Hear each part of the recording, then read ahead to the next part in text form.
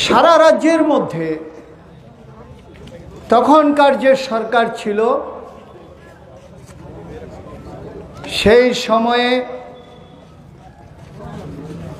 মানুষের হাতে কাজ ছিল না, দুবেলা দুমুঠো খেতে পেত না।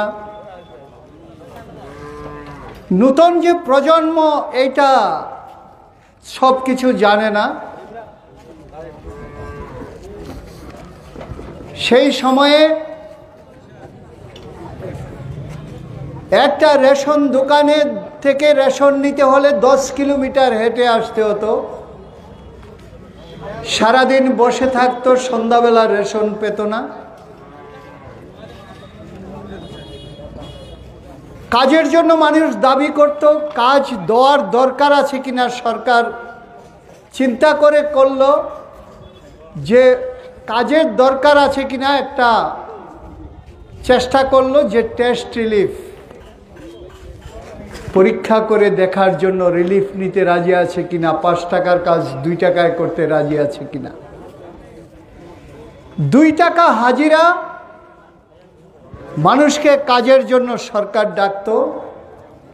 হাজারে হাজারে মানুষ জড়ো হয়ে যেত, 2 টাকাই কাজ করতে চাই, 5 টাকার কাজ 2 টাকাই করব কারণ কাজ নেই।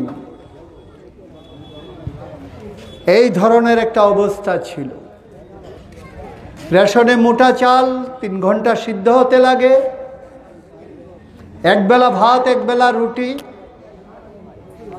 এইটা ছিল রাজ্যের অবস্থা। তাই চিৎকার উঠেছিল, আমরা কাজ চাই, আমরা খাদ্য চাই। স্কুলের মধ্যে ছাত্রদের বেতন দিতে হতো মাসে 3 টাকা, ক্লাস 6-এ উঠলে পরে। মা বাবার পক্ষে 3 টাকা দেওয়া সম্ভব হতো না। 100 জন ছেলে মেয়ে 5 থেকে 6-এ উঠলে পরে 30 জন স্কুলে যেত, 70 জন বেরিয়ে যেত। কেন? বাবা 3 টাকা দিতে পারে না স্কুলের বেতন। চিৎকার উঠলো, আমরা বিনা বেতনে পড়তে চাই। এই শিক্ষা, কাজ, খাদ্য। কৃষকরা চিৎকার করলো, আমাদের জমির খাজনা মকুব করতে হবে। ভূমিহীনরা চিৎকার করলো, আমাদের একটু থাকার জন্য জায়গা দিতে হবে। এই ধরনের একটা চিৎকার। তার মধ্যে ছাত্র যুবদের আন্দোলন সবচেয়ে বড় আকারে দেখা দিল। সেদিনকার এই আন্দোলনে আমাদের বিভাগের আমাদের কমরেড কাজল বর্মন শহীদ হয়েছিলেন পুলিশের গুলিতে। সেই ধরনের একটা সরকার ছিল তখন, সেই মানসিকতা। শহীদ হয়েছে দিলীপ তরুণ অরবিন্দ, শহীদ হয়েছে সৌমেন্দ্র সূত্রধর। কাজ, শিক্ষা, এই সমস্ত আন্দোলনে, সেই আন্দোলনকে জোরদার করতে করতে কাজের আন্দোলন সরকার পরিবর্তনের আন্দোলনে রূপায়িত হল। 67 সাল থেকে লড়াই, সেই লড়াই 77 পর্যন্ত চলল। এই কাজ খাদ্যের আন্দোলন সরকার পরিবর্তনের আন্দোলনে রূপায়িত হলো। 78 সালে বামফ্রন্ট সরকার গঠিত হলো। জুমুলানা সরকার প্রতিষ্ঠিত হয়ে প্রথমেই সিদ্ধান্ত গ্রহণ করলো, এ রাজ্যে পড়াশোনা করতে আর পয়সা লাগবে না ছাত্রদের। 7.5 কানি জমির খাজনা মুকুব।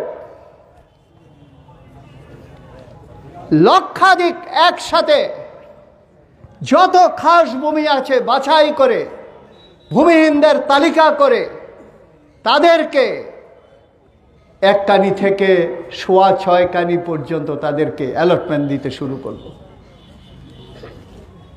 অর্থাৎ ভূমিহীন যাতে রাজ্যের মধ্যে না থাকে, অন্তত আমার 1 টুকরো জমি আছে, একটা ঘর করার মতো জায়গা আছে, এইটা যাতে হয় সেই ব্যবস্থা করলো।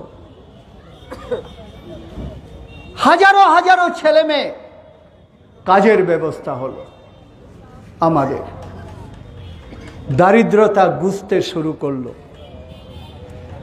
মানুষের ঘরে খাবার যেতে শুরু করলো।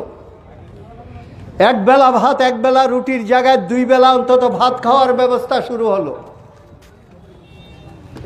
এই লড়াইয়ের ফলে এইটা হলো আমাদের রাজ্যে।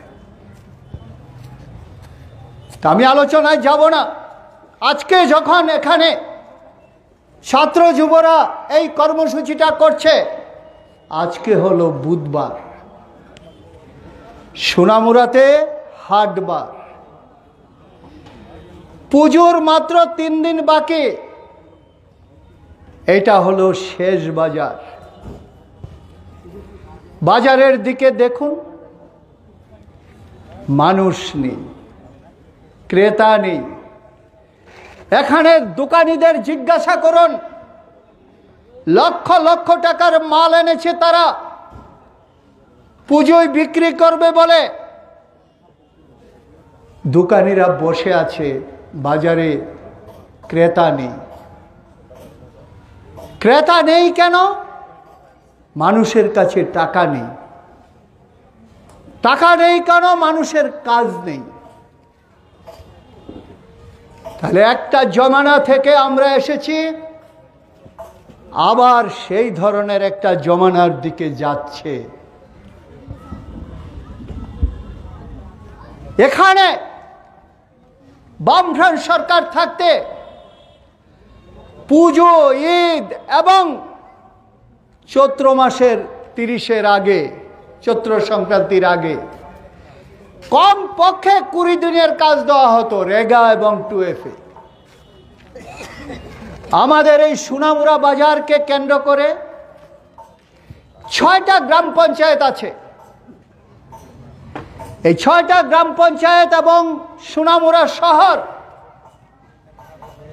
তার যে কার্ড আছে, জব কার্ড, এই জব কার্ডগুলি যদি 20 দিনের কাজ পায় সবাই, তাহলে 4.5 কোটি টাকা তারা মজুরি পায়। গরিব মানুষ এত জমায় না, এই 4.5 কোটি টাকাই তারা বাজারে খরচ করত।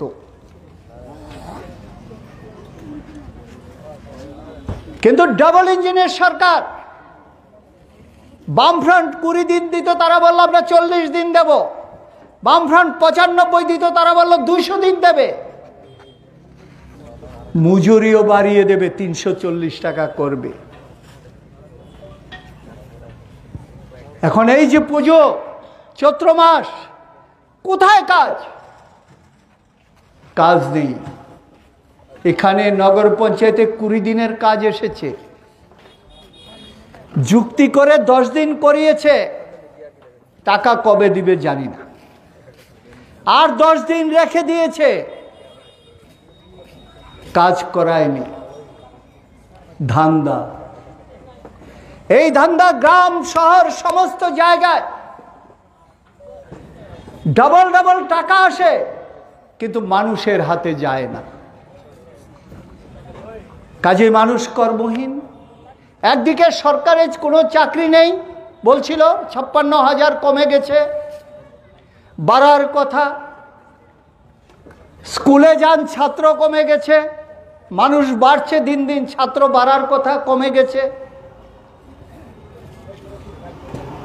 আবার গ্রামীণ গরিব মানুষ যারা, তাদেরও কাজ নেই, রেগাতে কাজ নেই। এমনিতেই বৃষ্টি, কফির বীজ করেছে। আমাকে একজন কৃষক বলছিল 4,500 টাকার বীজ লাগিয়েছে, ভিট। চারা বড় হয়ে গেছে, বৃষ্টির জন্য লাগাতে পারে না। কফির চারা একটু বড় হলেই আর লাগানো যায় না, সব টাকা শেষ। আবার করেছে ছাউনি দিয়ে, আবার বৃষ্টি লাগাতার, আবার চারা বড় হয়েছে, আবার সব টাকা শেষ। তাহলে কৃষক যখন এই ধরনের একটা সমস্যায় পড়ে, যারা আমাদের অন্নদাতা, যারা অর্থনীতিকে চালু রাখে ভারতবর্ষের, তখন একটা সরকারের দায়িত্ব হলো তার পাশে গিয়ে দাঁড়ানো, তার হাতে যাতে টাকা থাকে সেই ব্যবস্থা করা, যাতে অর্থনীতিটা রোল করে। কিন্তু এই সরকার কোনো ব্যবস্থা সেখানে করছে না। ফলে অভাব অভাব অভাব, টাকা নেই। এই অবস্থা সারা রাজ্যে, শুধু আমাদের এখানে না। কাজে আজকের যে স্লোগান, কাজ চাই আমরা, এই স্লোগান আজকে অত্যন্ত প্রাসঙ্গিক হয়ে পড়েছে, অত্যন্ত প্রাসঙ্গিক।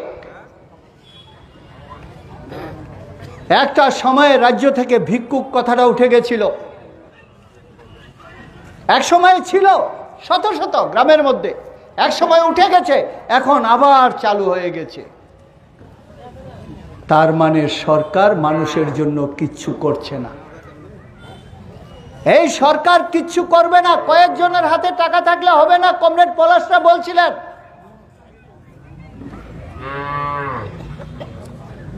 এই সেলিমও বলছিল, কোটি কোটি টাকা, সরকারেরই টাকা, এগুলি সব লুট করে কয়েকজন নিয়ে যাচ্ছে, তাতে বাজার উঠবে না।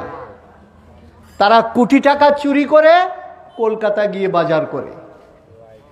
এখানের বাজার চলতে হলে গরিবের হাতে পয়সা থাকতে হবে। এই সরকার গরিবের জন্য কিছু করবে না। কাজে এই যে কাজের দাবি, এই লড়াইকে সামনের দিকে টেনে নিয়ে যেতে হবে। সারা রাজ্যের ছাত্র যুব সমাজের সাথে অন্য মানুষকে যুক্ত করতে হবে। এই কারণে করতে হবে যে ছাত্র যুবরা প্রতিটা পরিবারে প্রত্যেক দিন রাজ্যে রাস্তায় রাস্তায় ছাত্ররা দাঁড়িয়ে যায় শিক্ষকের জন্য। আমি অনেক জায়গায় বলি অভিভাবকদের, আপনারা বসে আছেন কেন? আপনার ছেলে রাস্তায় শিক্ষকের দাবি করছে, আপনি যান না কেন সেখানে? বুঝাতে হবে। ছাত্রের সাথে অভিভাবক দাঁড়াবে রাস্তায়। যেহেতু সরকার করছে না, কাজের দাবিতে যুবরা না, যুবর সাথে অভিভাবকরাও যাবে। এভাবে ছাত্র, যুব, অভিভাবক সবাইকে একত্রিত করে ৬৭ থেকে ৭৭ কাজের আন্দোলন সরকার বদলের আন্দোলনে পরিণত হয়েছিল। মানুষের অভাব গুছেছিল। আজকেও সেই ধরনের একটা আন্দোলনে যেতে হবে। কাজের আন্দোলন সরকার পরিবর্তনের আন্দোলনের দিকে নিয়ে যেতে হবে, যেটার মধ্যে দিয়ে এই যে দারিদ্রতা, এই যে চাকরিতে শূন্যতা, রেগার কাজকর্ম, অভাব, এগুলি গুজবে, এগুলি কমবে। এই সরকার থেকে এগুলি কমবে না, সরকার পরিবর্তনের মধ্য দিয়ে এগুলি কমাতে হবে। এটাই হলো আজকের দিনের সবচেয়ে বড় কাজ। সেই কাজে এই মিছিলে যেভাবে কমরেডরা অংশগ্রহণ করেছেন, এই প্রখর রৌদ্রের মধ্যে, আমরা দৃঢ়ভাবে বিশ্বাস করি তারা সামনের দিকে এগিয়ে যাবে। 18 সালের নির্বাচনে যারা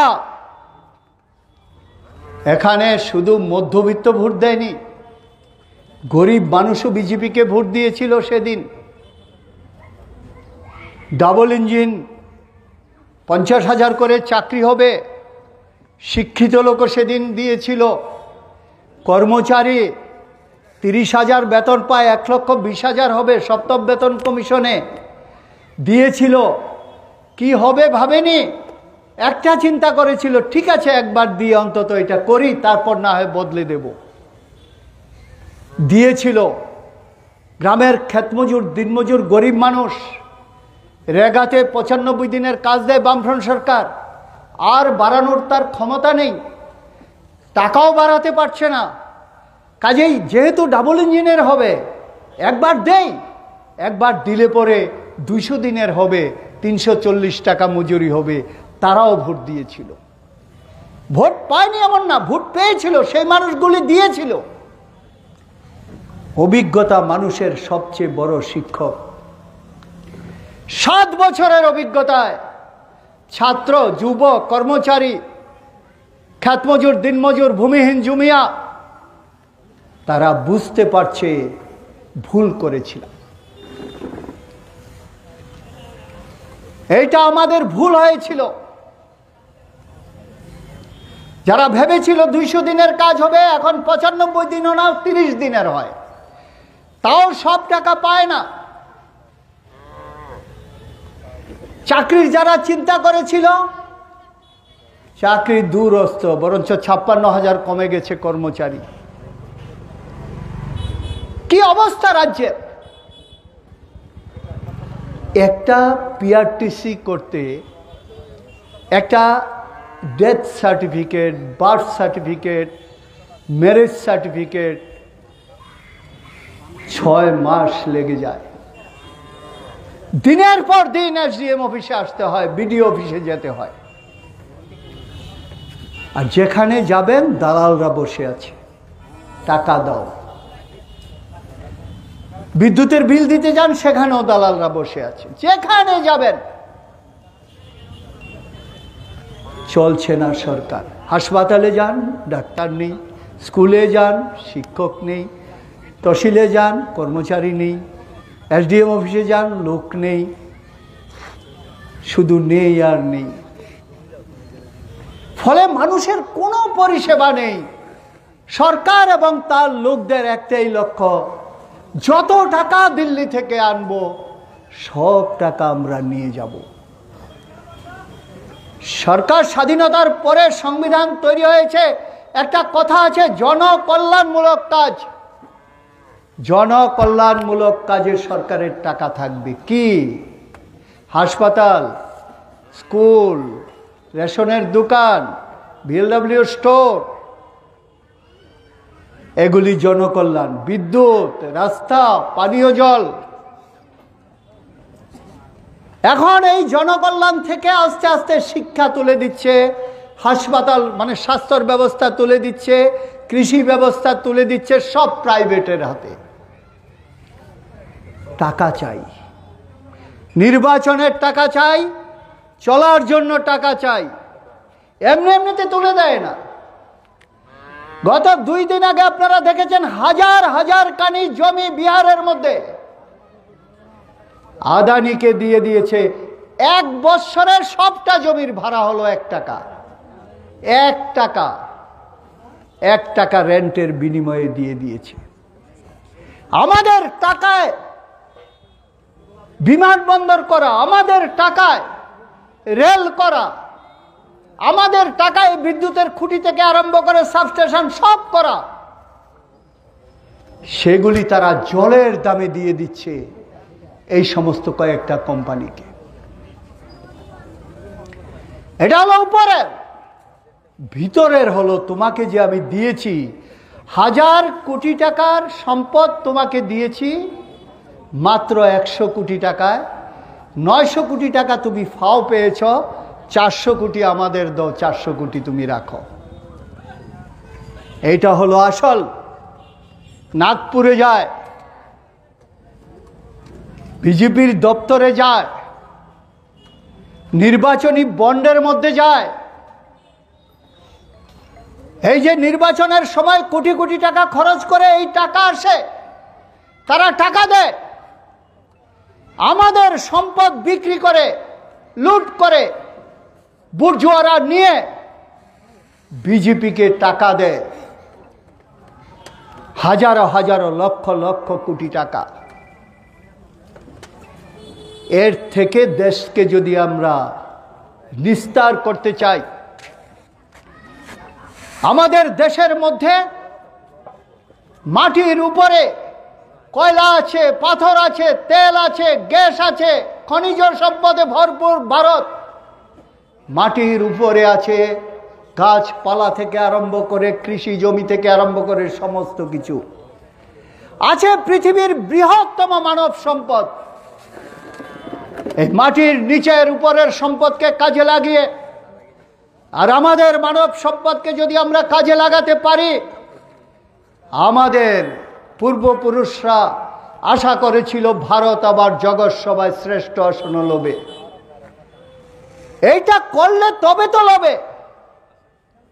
সেই স্বপ্নে চুরমার করে দিয়েছে বিজেপির সরকার। লড়াইয়ে থাকতে হবে। আমাদের স্বাধীনতা সংগ্রামীদের স্বপ্ন যদি আমরা পূর্ণ করতে চাই, দেশকে যদি পৃথিবীর মধ্যে শ্রেষ্ঠত্বের আসনে নিয়ে যেতে চাই, তাহলে কেন্দ্র রাজ্য দুই জায়গা থেকে, ভারতের সব জায়গা থেকে বিজেপিকে উৎখাত করে দিতে হবে। এটাই হলো সবচেয়ে বড় লড়াই আজকের দিনে।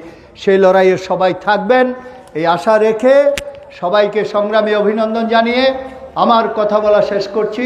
সবাইকে ধন্যবাদ।